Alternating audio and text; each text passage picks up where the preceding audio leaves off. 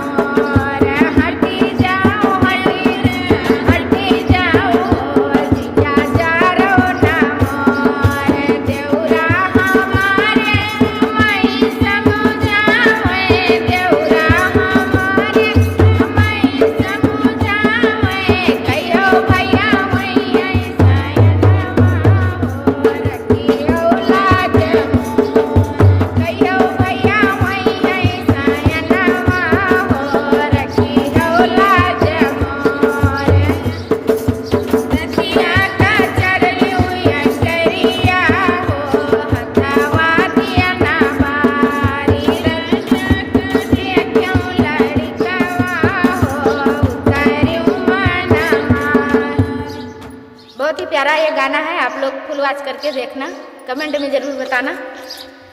गाना बहुत लंबा हो गया।